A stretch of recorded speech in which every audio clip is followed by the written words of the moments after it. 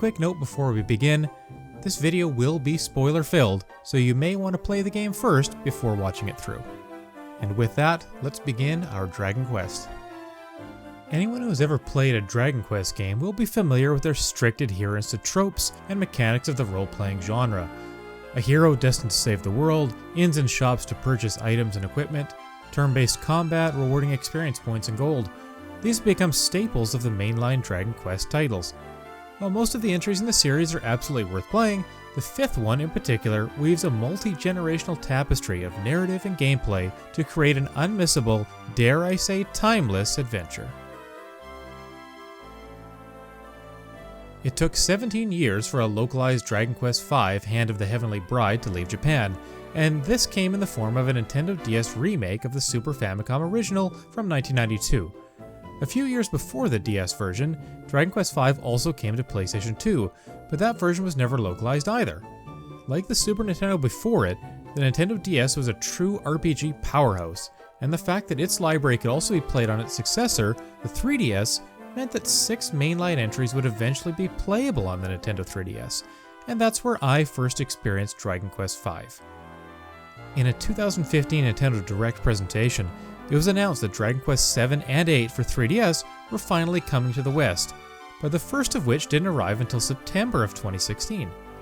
This meant that I had a little less than a year to catch up with earlier games in the series that I had never played before. I found the 3 NES titles hard to get into as a child and less friendly to new players than the original Final Fantasy, so I never ended up finishing them. But Dragon Quest 4, 5, and 6 were on one of my most beloved handhelds, and I could play them on a Nintendo DS or 3DS. And so that's what I did during the spring and summer of 2016, as I waited patiently both for the localized 3DS titles and Nintendo's next console, codenamed NX and later revealed as the Nintendo Switch. I've always been a fan of role-playing games, from Final Fantasy and Zelda 2: The Adventure of Link to Mass Effect and The Witcher 3. Even tabletop games like Hero Quest hold fond memories of venturing over to the neighbor's house, family friends of ours, with my dad for an evening board game session on weekends. There's no question that the Super Nintendo fostered that love of the genre with hit after hit of glorious turn-based combat, amazing characters, and soulful soundtracks. But I sought out these games on any console I owned. Radiant Historia on the DS, Ni no Kuni on PS3, Dragon Age Origins on Xbox 360. These and many others are how I spent long gaming sessions, eschewing save points in favor of completing just one more side quest or seeing over one more mountain range. It's a wonder then that the only Dragon Quest title I played at launch would be Dragon Quest IX: Sentinels of the Starry Skies. I remember enjoying it, but not quite enough to finish it. Of all the Dragon Quest games I eventually did play, however, it's 5 that had me captivated like no other. One of the shining beacons of Hand of the Heavenly Bride is the journey of the hero, whom the player can name at the outset. He starts off as a young boy toddling after his father Pancraz, an accomplished and respected warrior.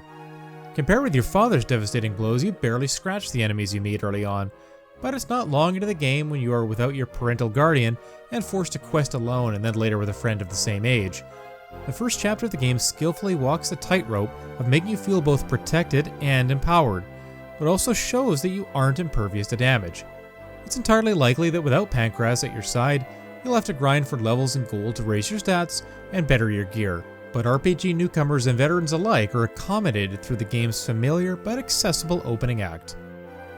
Years pass before the second act begins, and the hero has suffered greatly in the intervening years. But from tragedy arises the opportunity for redemption. And while the voiceless protagonist can't use words to elicit an emotional response from the player, his new circumstances and eventual escape from them serve as a compelling backdrop for his triumphant comeback. With the aid of old friends, the hero eventually reaches a moment where he must make a meaningful decision that impacts both the story and gameplay moving forward. He must choose a marriage partner. Will it be his childhood companion Bianca, the kind and gentle Nira, or the brash and headstrong Deborah? I selected the latter for my recent playthrough, a character first introduced in the Nintendo DS version, and found her dialogue to be quite entertaining and eventually endearing as her feelings for her husband begin to develop and shine through. Knowing that you'll only be able to choose one of these characters for the second half of the adventure makes that choice all the more interesting. The final chapter brings the children of the hero into the fold as another time skip occurs that sees the newborn son and daughter grow into inexperienced but capable youths.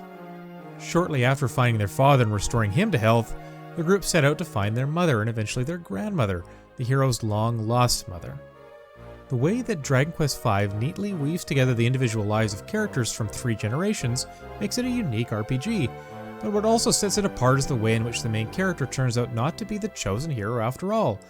Instead, it's his son who claims that title and has the ability to equip the legendary Zenithian sword, helmet, armor, and shield, which you spend a fair part of the game attempting to acquire. The moments later in the game where grandfather Pankraz and grandmother Mada are able to look down upon their flourishing family are heartfelt and add an emotional poignancy to the final dungeon and the game's ending. Anyone who has ever played a turn-based JRPG will feel immediately home with the Dragon Quest combat system, where characters in your party each select an action before taking turns with the opposition to attack, defend, cast spells, and use abilities. Towns and dungeons are plentiful, the former filled with lively NPCs to talk to, the latter filled with treasure, random encounters, and often a challenging boss fight. The gameplay loop of exploring a town, accepting and completing a quest, and then moving to the next part of the story is fairly rote, but it's also well executed and feeds into feelings of nostalgia and comfort. From its incredible pixel art to its triumphant music and familiar sound effects, Dragon Quest V has the aesthetic of a classic RPG that has been lovingly made over for the Nintendo DS. Even though attack and spell animations are nothing special, the amount and variety of color on screen at all times adds greatly to this fantasy world and those that inhabit it. The jingles heard when staying at an inn, saving your game at a church, leveling up, or opening a chest are staples of the franchise and will make fans feel right at home.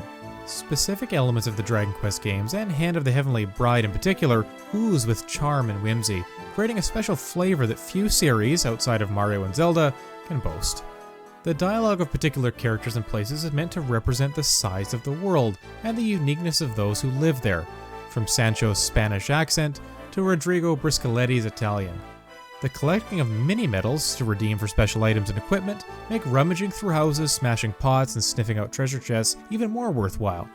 You can even try your luck at multiple in-game casinos and board games where you roll a die to make it across the board and earn prizes. There's so much icing and so many cherries on top of the standard RPG experience, and all of these additions culminate in an experience for the ages. One of the best parts of Dragon Quest V is the addition of monster recruitment, and that you can add almost every creature in the game to your party. Rather than always attempting to grind for levels to overcome a powerful boss or deadly dungeon, you can attempt to recruit different monsters with their own unique abilities. The level of strategy added by this game mechanic is immense. Some players might even treat it like they might with Pokemon by attempting to catch them all. There are a few instances where you have to have human party members with you, but after monster recruiting unlocks, you can essentially create your own portable menagerie, complete with horse and wagon. Not every role-playing game ages gracefully, even if later versions of that game end up being more accessible and enjoyable through whatever changes are implemented. Itself a remake, Dragon Quest V on Nintendo DS is an excellent example of an RPG that has stood the test of time, a satisfying genre staple amongst scores of special, obtuse, and esoteric others. You might say that playing a Dragon Quest game is like enjoying comfort food, and if that's the case, Hand of the Heavenly Bride is your grandmother's favorite. The one you always request for your birthday and really any other day of the year. What makes Dragon Quest a formidable and long-lasting series is on full display in this 5th entry. Even if the most recent title, Dragon Quest XI Echoes of an Elusive Age, is itself a masterpiece, the legendary story of Pankraz and his family has forever etched its mark in video game history. This video was made possible by our generous supporters on Patreon. Check out patreon.com/NWR for all the details.